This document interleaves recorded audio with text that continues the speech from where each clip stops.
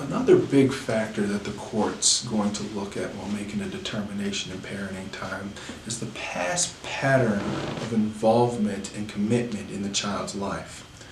What the court's going to want to see is that you're not a Johnny-come-lately parent, meaning that, hey, you never cared about taking the kids to school or doing homework with them, or showing up at soccer practice, or even really spending time with the child until there was a case pending.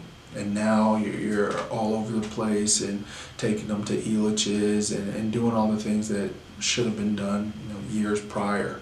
The court's going to want to see that it's been pretty consistent, that this isn't a charade or a performance that you're putting before the court just in the small pendency of the case. They're going to want to show a pattern of historical time, commitment, and affection being showed to the child.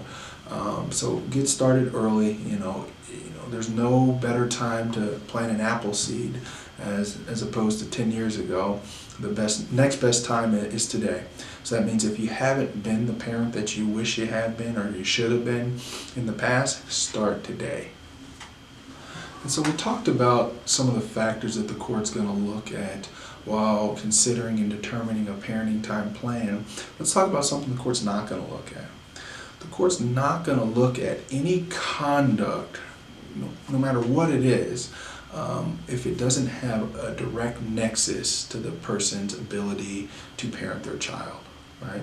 In a divorce case, the court's not going to want to hear that a person was financially irresponsible, went out and bought a car that they knew they couldn't afford, or did X, Y, and Z as to why the marriage was irretrievably broken, or anything. The person dates unsavory people, unless there's a nexus between that unsavory person and the child, right?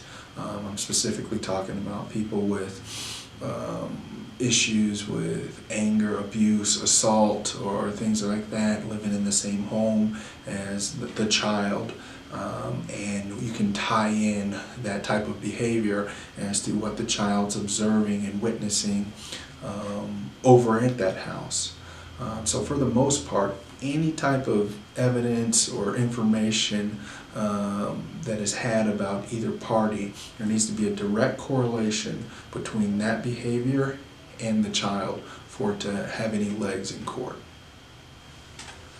And so regarding the factors that the court looks at, there's also everything else, right?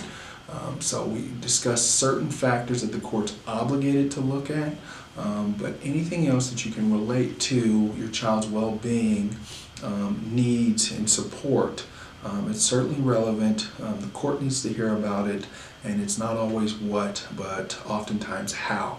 So you want to build that into the theme of your case, and we'll talk about themes of a case in another video.